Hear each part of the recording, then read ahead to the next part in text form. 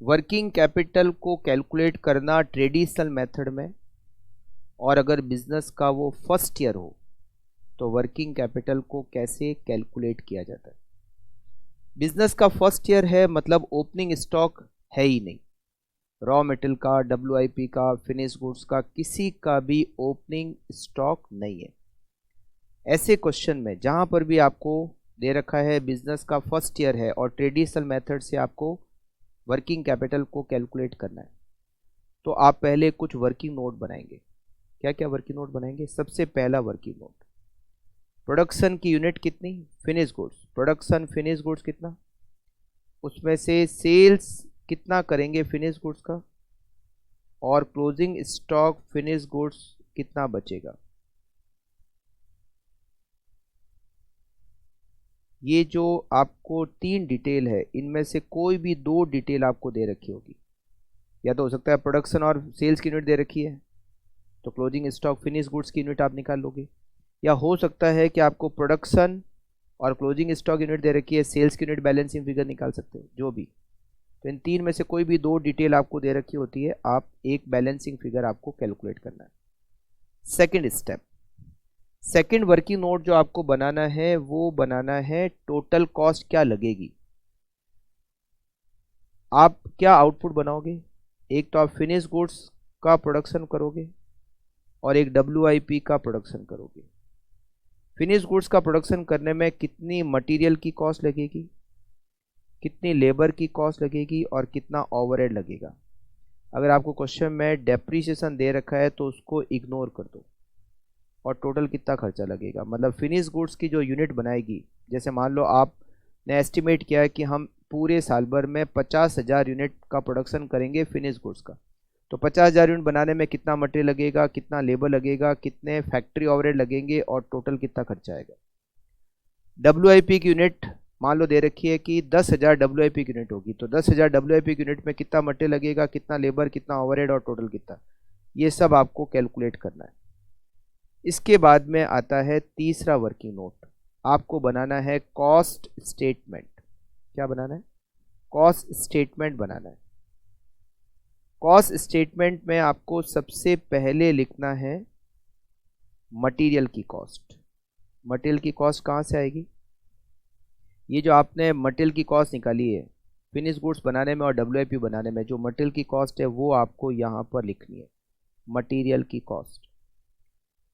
Labour की cost, ये जो आपने कैलकुलेट की, लेबर की कॉस्ट जो आपने कैलकुलेट की वो लिखनी है, और फैक्ट्री ओवरहेड, मैन्युफैक्चरिंग ओवरहेड, ये जो आपने यहाँ कैलकुलेट किया है ये मैन्युफैक्चरिंग ओवरहेड लिखना है। इन तीनों की टोटल करके आपको इसमें से माइनस करना है डब्ल्यूआईपी क्लोजिंग स्टॉक। डब्ल्यूआईपी का जो क्लोजिंग स्टॉक है माइनस करना है। डब्ल्यूआईपी का क्लोजिंग स्टॉक कहाँ से आएगा? ये जो डब्ल्यूआईपी आपने खर्चा निकाला है मटेरियल लेबर ओवरहेड, तो ये जो मिलकर ये है, ये डब्ल्यूआईपी का क्लोजिंग स्टॉक का वैल्यूएशन है।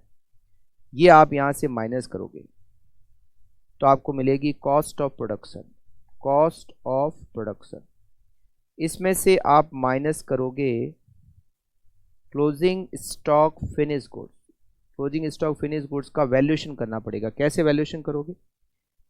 ये जो कॉस्ट ऑफ प्रोडक्शन आती है, आपने ये जो कॉस्ट ऑफ प्रोडक्शन कैलकुलेट किया है, ये इसमें डिवाइड करोगे प्रोडक्शन की यूनिट का। आपने कितनी प्रोडक्शन की यूनिट बनाई, मतलब कितनी गुड्स आपने बनाओगे, और उसको मल्टीप्लाई करोगे क्लोजिंग स्टॉक फिनिश गुड्स की यूनिट से। आपका कितना क्लोजिंग स्टॉक होगा फिनिश गुड्स की। जैसे मान लो आप 50,000 यूनिट बनाओगे और उसमें से 5,000 यूनिट स्टॉक में बचेगी, तो आप 50,000 का डिवाइड करोगे और 5,000 का मल्टीप्लाई करोगे तो आपको क्लोजिंग स्टॉक फिनिश गुड्स मिल जाएगा। ये जो रिजल्ट आएगा इसको हम कहते हैं cost of goods sold. Cost of goods sold. अगर क्वेश्चन में एडमिनिस्ट्रेटिव और सेलिंग ओवरहेड दे रखे हैं तो आप उसको ऐड कर लीजिए। एडमिनिस्ट्रेटिव ओवरहेड और सेलिंग ओवरहेड अगर दे रखे हैं तो ऐड कर लीजिए, तो आपको मिल जाएगी टोटल कॉस्ट। तो एक चीज़ ध्यान रखना, अगर कहीं भी डेप्रीशिएशन दिया हुआ है तो उसको कहीं भी नहीं लेना है हमें, ना ऊपर कॉस्ट कैलकुलेशन में लेना है और ना ये कॉस्ट स्टेटमेंट में लेना है। डेप्रीशिएशन को छोड़ के ही हमें यहाँ पर सारे खर्चे लेने हैं, अगर है तो हटाकर फिर लेना है। टोटल कॉस्ट फिर आप सेल्स लिखोगे, कितनी यूनिट बेची मल्टीप्लाई बाय सेलिंग प्राइस, तो आपको नेट प्रॉफिट मिल जाएगा, नेट प्रॉफिट। इसके बाद फिर आप स्टेटमेंट बनाओगे वर्किंग कैपिटल को कैलकुलेट करने का। Statement showing requirement of working capital. सबसे पहले वर्किंग कैपिटल के स्टेटमेंट में आप बनाओगे करंट एसेट्स को कैलकुलेट करोगे। करंट एसेट्स में सबसे पहले आएगा रॉ मेटेरियल का स्टॉक।